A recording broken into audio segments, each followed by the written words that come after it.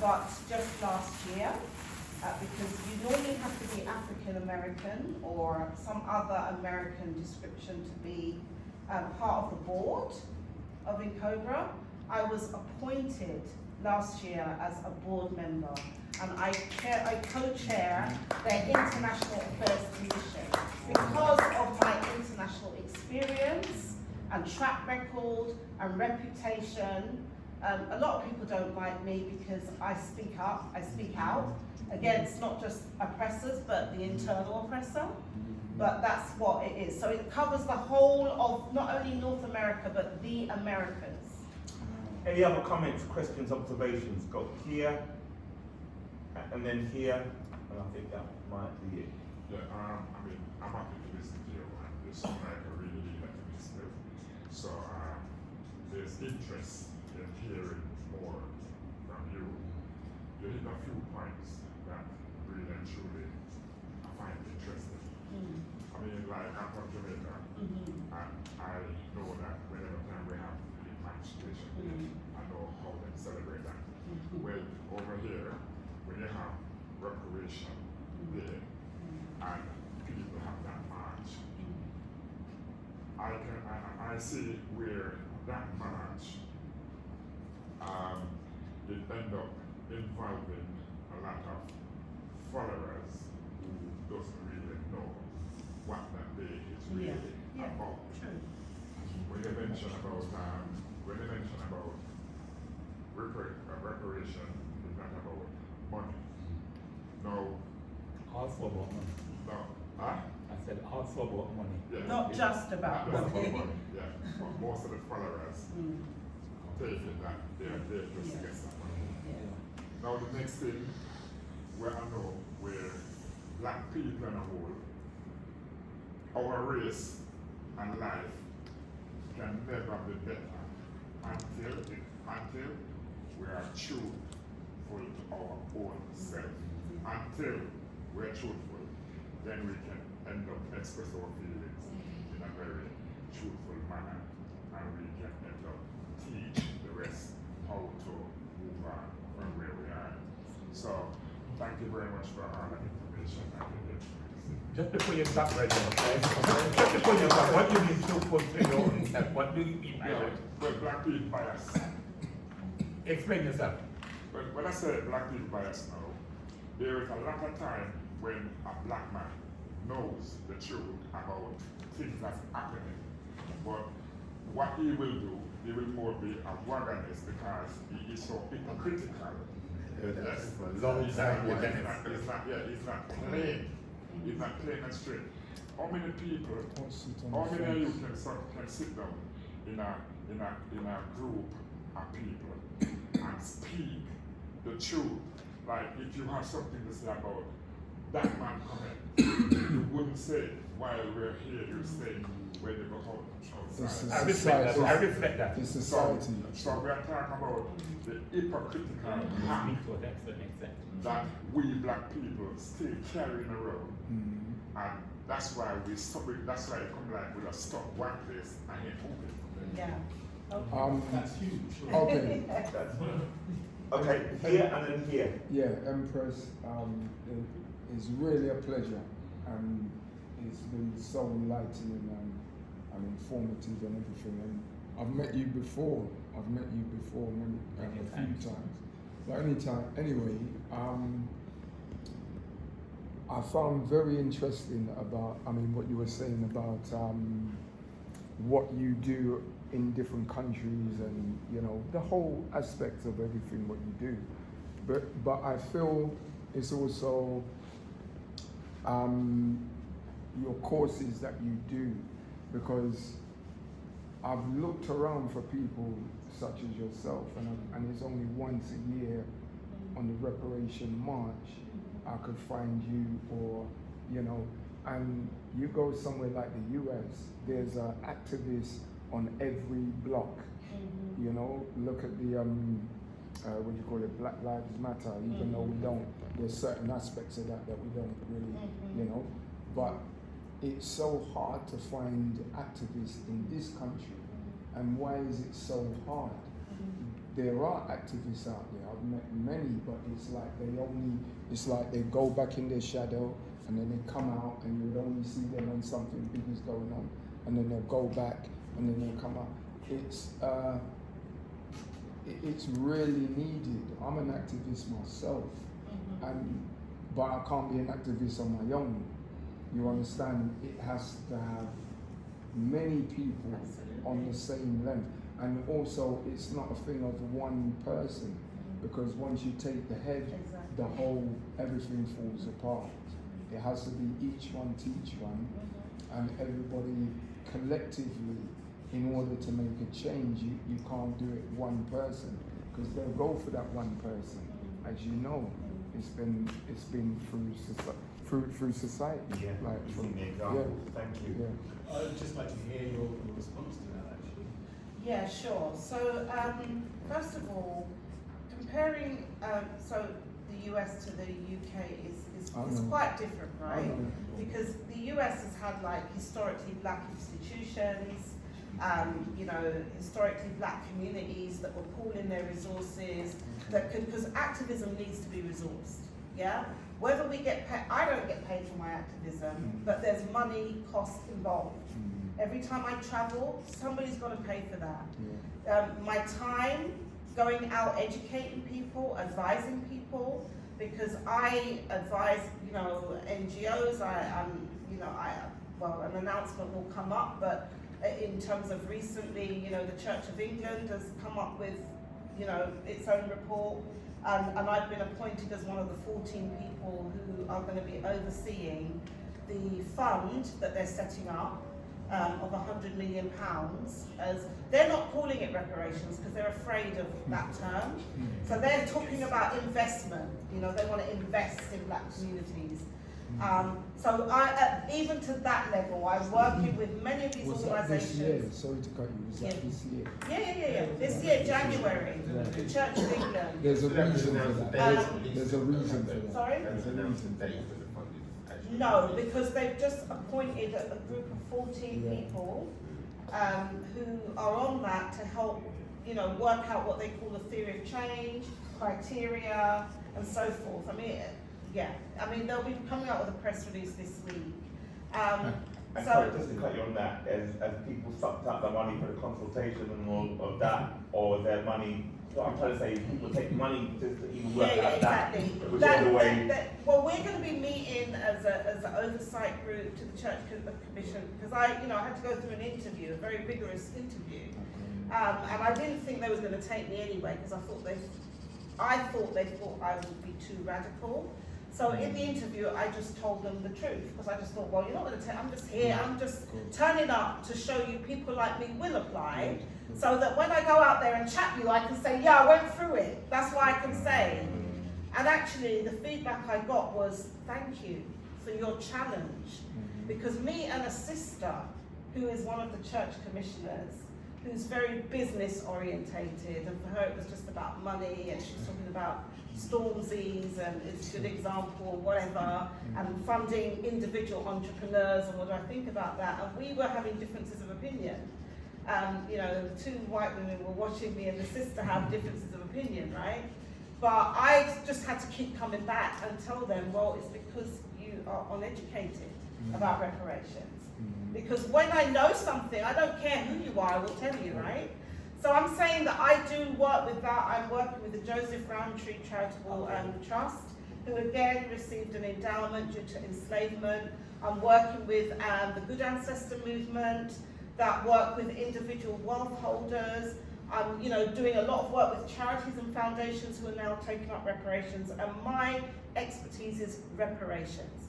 So I educate them on what is and what isn't reparations, and what needs to be there for it to be reparatory as a process, which must involve people. They can't, as an institution, get up and say, we're doing this for you. Who did you consult? And it's not just about consulting the black people who are part of the church or what have you, who might think a particular type of way anyway. It has to be wider consultation. So my point here is that in the US, there's even now foundations are resourcing reparations organisations. So in Cobra, that I'm part of, there was a foundation called the MacArthur Fund that also funds climate justice work, and this is why we must be careful of funders. Because they funded in 𝙬𝙬 supposedly for $1.5 million. Now you can imagine having a grassroots organisation that's been used to everyone pays their membership dues and we fund ourselves. Then you are told you're getting 1.5 million. What do you think that does to the movement? What do you think? Right. We know what happens even for like £10. That's what's happened. You get leadership. So funders sometimes come in to fund you to destroy what you're doing. Because in 𝙬𝙬 has a male-female co-chair equity thing, but they only wanted to fund the man. So that means you come in, you already destroy that, equilibrium.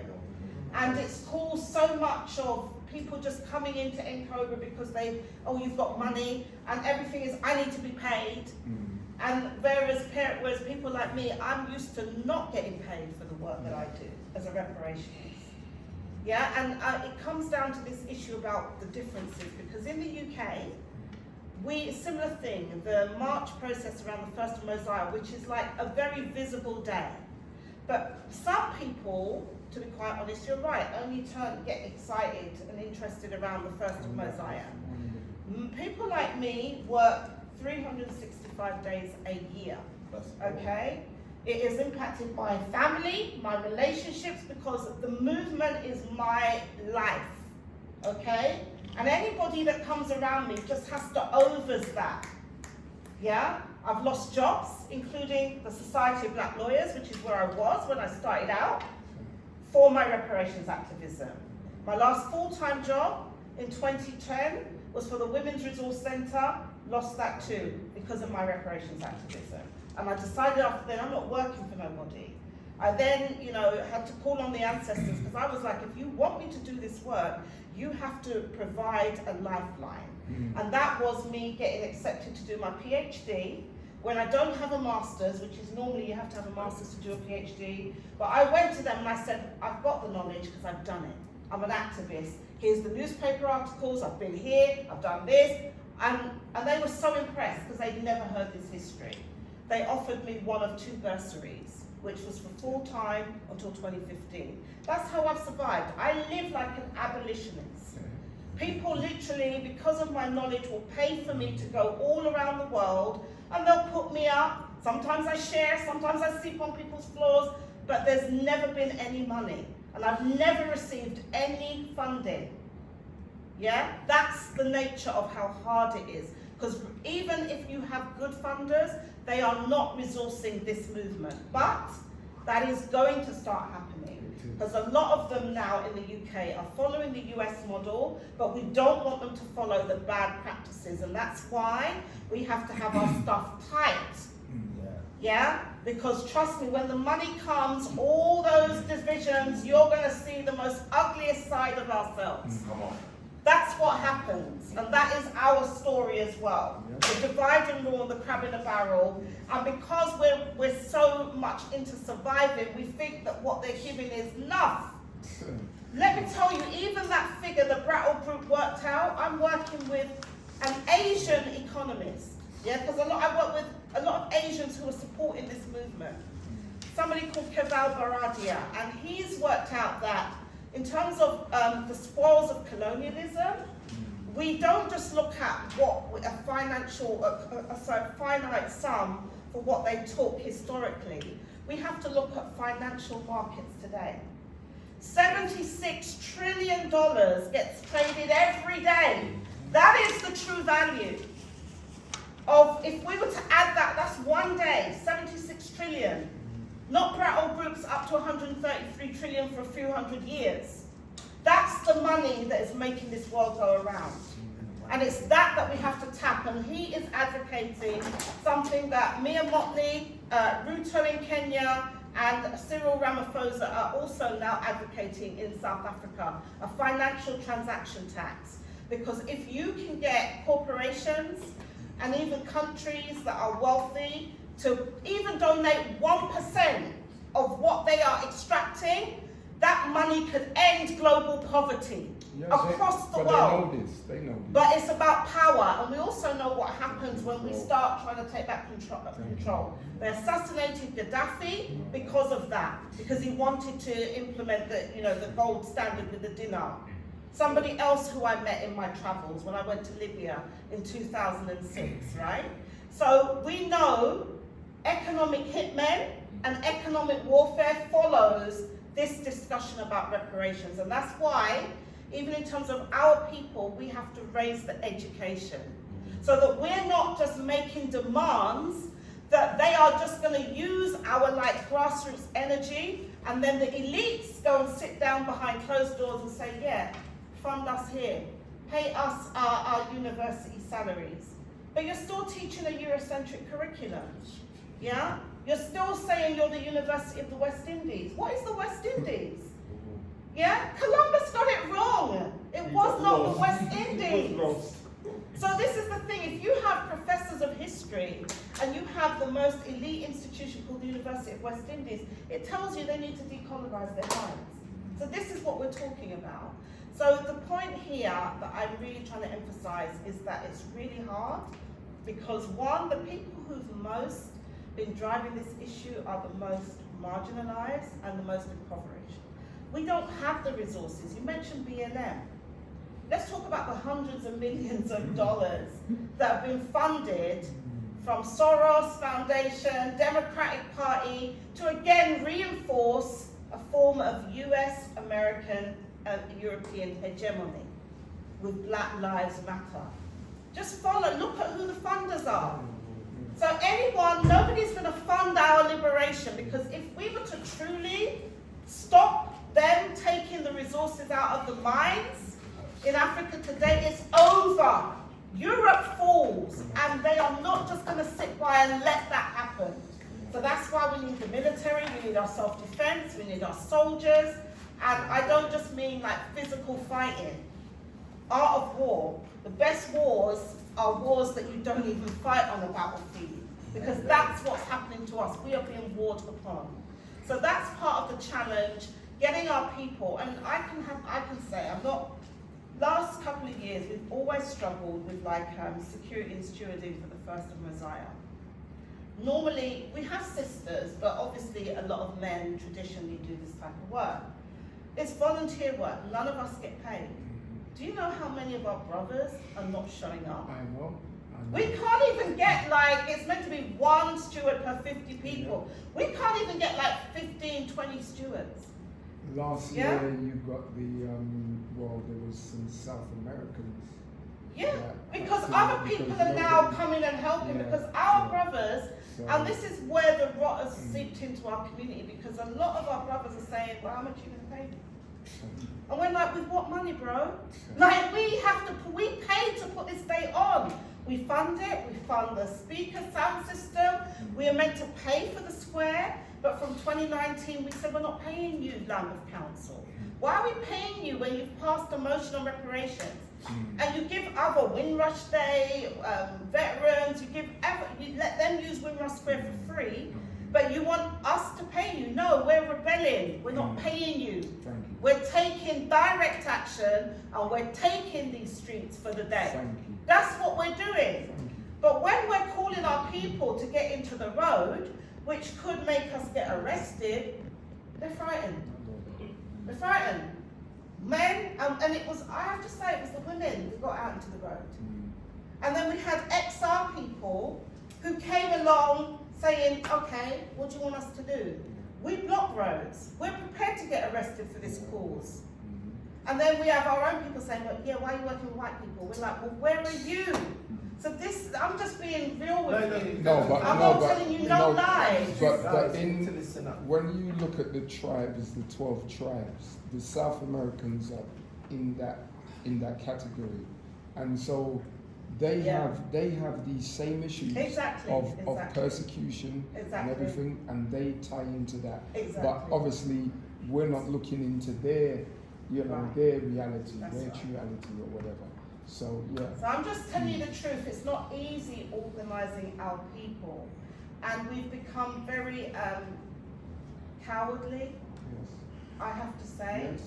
Very cowardly. I'd say uninformed. When Some of No, it is no, uninformed, but no. some of it is cowardly. Cowardly.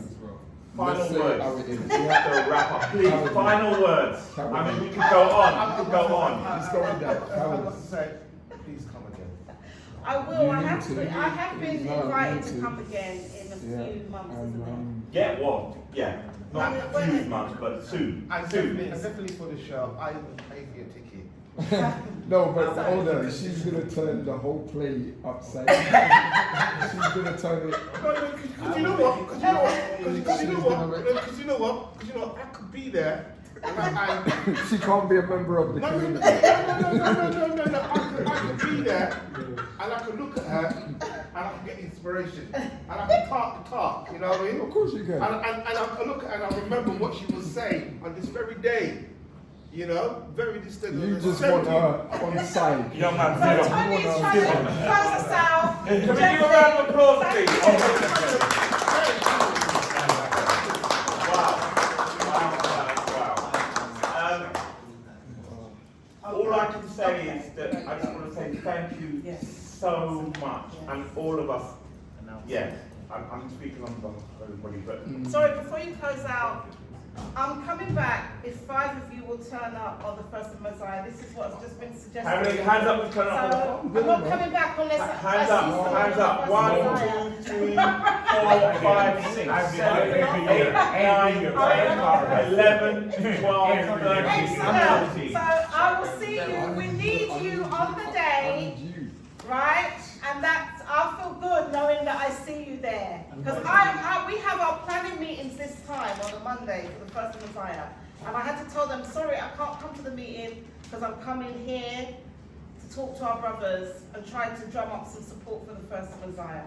And you know what? So we said You said a lot of things. You said a lot of things today. One voice, please. You said a lot of things, but I'm leaving here on that whole point of not getting any black men to stand up and steward. I feel ashamed So for yes. a black man. So do Right? I. Because That's how it I'm is. thinking, I'm thinking to myself, but hold on.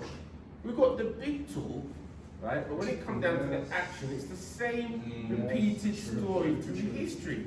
Just not enough of us doing anything and then complaining about what we don't get. So no, There's a young man over there who all said we need to 14, get accountable. somebody take a note of the names, because all 14 I saw man. 14 hands. I'm looking to see the 14 man turn up, you know. It's on video. Right. It's on video. How do we sign up for first movement? Okay, good question. So if you're on social media, we the reparationsmarch.org is our website. We're on Facebook, we're on Instagram. It's called, and this year we're focusing on our community building efforts. That's part of the preparation for the reparation. We're not talking about it anymore. There's even examples of people who are developing land initiatives in this country because we need land to grow our food. You know, we should all have access to allotments. We can't just be going to the supermarket and the markets to buy our food. We have to get back into nature, and literally because they're polluting everything, they're poisoning everything, as you know. So this is part of the repair that we have to get back to. Do for self, yeah? And nobody will respect us unless we also learn to do for self again. Because that's what it means to be human, yeah? And to be man. Esther, typically, how many stewards are needed for the day? Typically. I'd say a good number would be 40. A good number would be 40. It's 1 steward per every 50 people, so it depends on how many people come out. But yeah, but I'd say, and this year we're doing a partial march because